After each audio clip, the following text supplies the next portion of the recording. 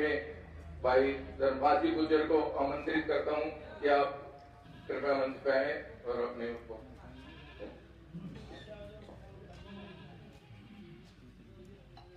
यहाँ पर उपस्थित बड़ाई नानी में जो भी सरदार बैठे हैं उनके चरणों में नमन करते हैं। नौजवान साथियों आपको नमस्कार करते हुए हमारे बीच में प्रत्याशी बैठे हैं नरेंद्र जी का स्वागत करते हुए नरेंद्र जी के सहयोगी के रूप में चल रहे हैं जो भी झुंझुनू से पधारे हैं, मंडावर से पधारे हैं, दिनेश जी दाबाई हैं, ठेकेदार जी हैं, बेटी मनीषा प्रधान है, हमारे कनवारी जी हैं, सभी जो यहाँ पर बैठे हैं सबका सम्मान करते हुए स्वागत करते हुए बहुत लंबी चौड़ी बात नहीं कहकर आप लोगों की हमारे संवाद और बात तो चलती रहती हैं। आपके विचार हमारे विचार हम शेयर करते रहते हैं। जो चुनाव की सारी बातें हम लोगों ने की हैं, ताजा परिस्थितियां जो है वो चुनाव की बाड़ा की रानी के जो भी सरदार बैठे हैं उनसे मेरा निवेदन है।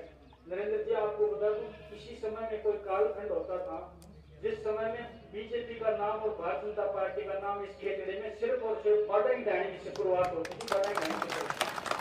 लेकिन बीच में दुर्भाग्यवश कुछ कालखंड ऐसा आया कि यहाँ दूसरा पार्टियों का भी प्रवेश हो गया, लेकिन उस कालखंड से हम अब मुक्त हैं। पिछले चुनाव में मेरे चुनाव में जो विधानसभा के चुनाव थे इस रानी ने निश्चित रूप से 100% मत मेरे पक्ष में देके भारतीय जनता पार्टी के पक्ष में देके दोबारा अपनी उसी लेव में ये रानी आने वाली है। नाम रानी है, ये पूरा गांव है, यहाँ पर धनाढ़ लोग हैं, सब सर्विस वाले लोग हैं। इसलिए आपको आश्वस्त करते हैं बुजुर्गों के आशीर्वाद से, नौजवानों के सहयोग से इस ढाणे में जो भैरव सिंह जी के टाइम में जो भारतीय जनता पार्टी के प्रति जो रुख होता था निश्चित रूप से इस चुनाव में 6 तारीख को वो दोबारा एक बार झलक देखने को मिलेगी। इस विश्वास के साथ आप यहाँ से जाएं कि जो हमारी बाड़ा की ढाणी जो गढ़ कहा जाता था बीजेपी का दोबारा अपनी उसी लय में है। मैं आशा करता हूँ, निवेदन करता हूँ कि आप लोग एक ऐसे उम्मीदवार को चुनने जा रहे हैं जिनके बारे में शायद आप लोगों को हम लोगों को कम पता है। हम तो प्रदेश कार्यालय में, कभी राष्ट्रीय कार्यालय में, कभी राजनीतिक मीटिंगों में, कभी बीजेपी की मीटिंगों में नरेंद्र जी से मिलते रहते हैं। पूरे घरेलू संबंध हम इनके बारे में ज्यादा जानते हैं, लेकिन यहाँ का आम नागरिक खेतड़ी का, क्योंकि मंडावर खेतड़ी की दूरी ज्यादा है, इसलिए मैं आप लोगों को विश्वास है, अगर मुझ पर विश्वास है तो कुछ बातें आप लोगों को बताना चाहता हूँ नरेंद्र खिचड़ के बारे में। ये बड़े भाई के समान हमसे व्यवहार रखते हैं, इसलिए आप लोगों से निवेदन करता हूं कि आप किसी भी तरीके का शंका और शुभ मन में न रखें। इस व्यक्ति से भला और अच्छा इंसान मैं राजनीति में नहीं देखा। मैं आप लोगों से ये दावे के साथ कह सकता हूं, और मैं कोई भी अगर किसी की जमानत देता हूं तो पूरा विश्वास करके देता हूं। आप एक बार इस व्यक्ति को परख के देखिए, क्योंकि ये वो व्यक्ति है जो मंडावा जैसी सीट जो आजादी के बाद में कभी भारतीय जनता पार्टी के पक्ष में नहीं आई, यही शख्स है जहां पर 45,000 अल्पसंख्यकों के जो वोट होते हुए भी उस सीट को भारतीय जनता पार्टी की झोली में डाली, इसके व्यवहार की वजह से, काम की वजह से। वरना तो मैं निवेदन करता हूं कोई ये समझे कि कोई व्यक्ति जातिवाद से चुनाव जीत सकता है, अपने व्यवहार और काम की वजह से चुनाव जीतता है।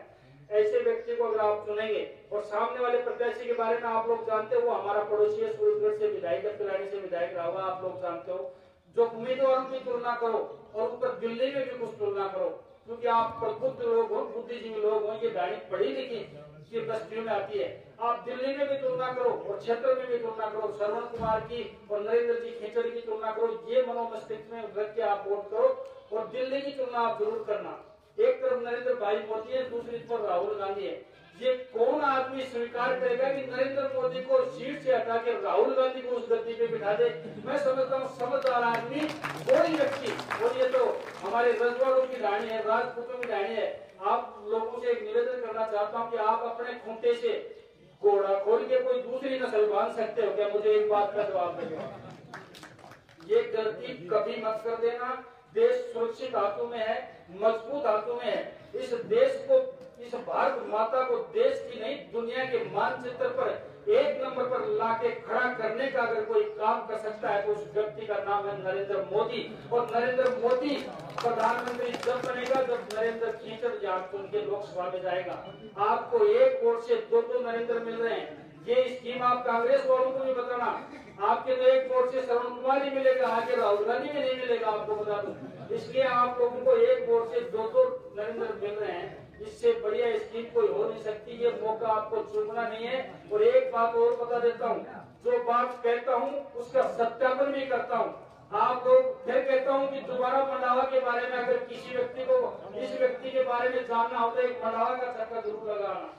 आप लोगों ने कई स्कीम देखी होगी, सरकार की स्कीम चलती है कि गांव से 10 पैसे दे दो, यानी 10% राशि जमा करा तो 90% राशि सरकार से मिल जाती है। ये आप सब लोग जानते हो, पढ़े लिखे हो, प्रबुद्ध नागरिक हो आप लोग।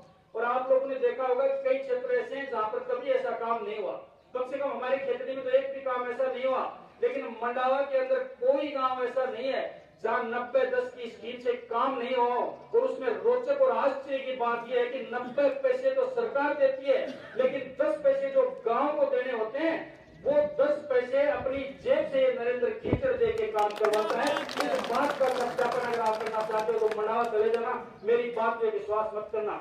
दूसरा, आप लोगों को ताजा उदाहरण और अखबार में भी पढ़ा होगा, जिस व्यक्ति ने 6 करोड़ का कॉलेज बना के दान कर दिया हो, उस व्यक्ति की मानवता के बारे में शायद मैं कहता हूं मेरे पास शब्द नहीं है। और फिर दोहरा देता हूं कि बिना कारण और बिना वजह पढ़ाई करना ना तो मेरे स्वभाव में ना सिद्धांत में।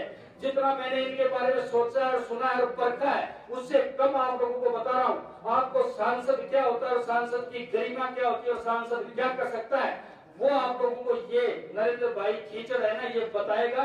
और आप लोगों को शिकायत रहती है कि ओला भी क्षेत्र में नहीं आता था, फला एमपी भी कभी क्षेत्र में नहीं आता था। इस बात की भी आपको गारंटी देता हूँ, जमानत देता हूँ। नरेंद्र कीचड़ अगर चुन के लोकसभा में जाता है, अगर खेतड़ी में एक महीने के अंदर 5 बार नहीं दिखेगा तो अगली बार हम भी नरेंद्र कीचड़ से हाथ जोड़ लेंगे कि आप भी उन्हीं नेताओं की जमात में हो जिन लोगों ने हमें आजादी के बाद में ठगा।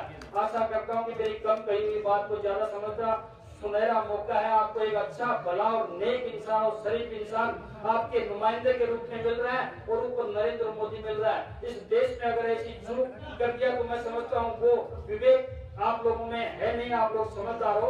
और मैं तो एक बात लास्ट में कहके खत्म करूंगा कि मेरे जो भी बुजुर्ग बैठे नौजवान साथियों, अगर मई के अंदर, अब 2019 मई के अंदर अगर नरेंद्र भाई मोदी इस देश के प्रधानमंत्री दोबारा नहीं बने तो आने वाली पीढ़ी हम लोगों को माफ नहीं करेंगी। आने वाला कालखंड ये कहेगा कि उस वक्त कैसे नेता थे, कैसी जनता थी और कैसे मतदाता थे, जिसने ऐसे व्यक्ति को, जिसने दुनिया के मानचित्र पर देश को लाके 1 नंबर पे खड़ा कर दिया, उसको दोबारा प्रधानमंत्री नहीं बनाया। इसलिए इस पाप से बचना है हम लोगों को, इस यज्ञ में आहुति देनी है कि दोबारा नरेंद्र भाई मोदी प्रधानमंत्री बने और ये देश राष्ट्र का गौरव बने, इस देश में, इस दुनिया का गौरव बने। ऐसी जो भी व्यवस्था है उसको आप बनाए रखें। कम कहने के वादे के साथ खड़ा हुआ था। आप लोगों से निवेदन है कि मेरी बात को ज्यादा समझना, देश सुनहरे हाथों में, मजबूत हाथों में, इस बात को ध्यान में रख के वोट करना। आप लोगों ने सुना, आप लोगों ने सम्मान किया, आपका बहुत बहुत धन्यवाद, आपका बहुत बहुत सम्मान। बहुत बहुत धन्यवाद धनपाल जी, आपने बहुत ही अच्छी तरीके से मतलब काफी कुछ कह गए, मतलब